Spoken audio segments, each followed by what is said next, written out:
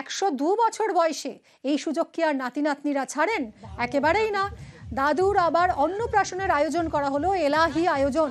102-এ নতুন দাঁত গজালো দাদুর, আর তাই আহ্লাদে এলাহি অন্নপ্রাশনের ব্যবস্থা নাতি নাতনিদের। সেঞ্চুরি পেরোনো নৃপেন্দ্র বর্মনের 3টে নতুন দাঁত। সীমান্ত বুড়ো বলে পরিচিত বৃদ্ধের এপিকে বয়স 102। যদিও হলদিবাড়ির এই শতায়ুর দাবি তার বয়স 113 বছর। দাঁত গজাতেই নাতি নাতনিদের উদ্যোগে অন্নপ্রাশনের এলাহি আয়োজন।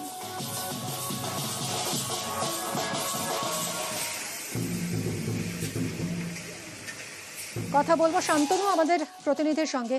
শান্তনু, 103 বছরে দাঁত গজালো, এর বৈজ্ঞানিক ব্যাখ্যা কি? দেখো, চিকিৎসকরা যেটা বলছেন যে একটা সময় গিয়ে কিন্তু সমস্ত দাঁতে পড়ে যাওয়ার রয়েছে, নিয়ম রয়েছে। পাশাপাশি কিছু জায়গাতে কিন্তু নতুন করে দাঁত গজানোর একটা সম্ভাবনা থাকে, বিশেষ করে আক্কেল দাঁত যেখানটা রয়েছে সেই সব জায়গাতে কিন্তু নতুন করে একটা দাঁত গজানোর একটা প্রবণতা থাকে। সেই ক্ষেত্রে এমনই একটা ঘটনা ঘটেছে বলে তাদের দাবি, চিকিৎসকদের দাবি। তবে এই ঘটনাকে কেন্দ্র করে একটা বিরল ঘটনা বলেই কিন্তু দাবি গ্রামবাসীদের এবং আত্মীয়দের। কারণ তারা মনে করছেন যে এটা একটা বড় রকমের আশীর্বাদ। দাদু এতদিন বছর পর্যন্ত বেঁচে রয়েছেন, অর্থাৎ শতায়ু তিনি।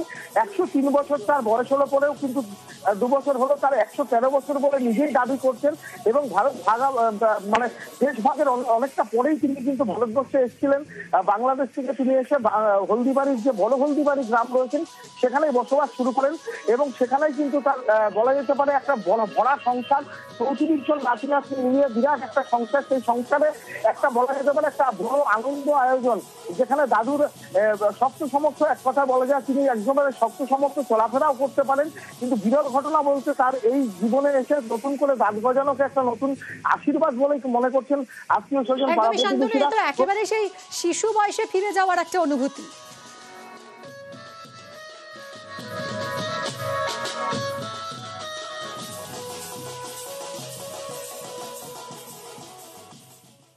আপনার বয়স কত? বয়স 12 মানে 113 বছর। আপনি কি দেশভাগ দেখেছিলেন? হ্যাঁ। আপনার জন্ম কোন জায়গায় হয়েছিল? বাংলাদেশে কোন জেলায়? রংপুর ডিস্ট্রিক্টে। ওখান থেকে কবে আসলেন এখানে? অনুষ্ঠানটা কি? এই অন্নপ্রাশন করাবে নাতি।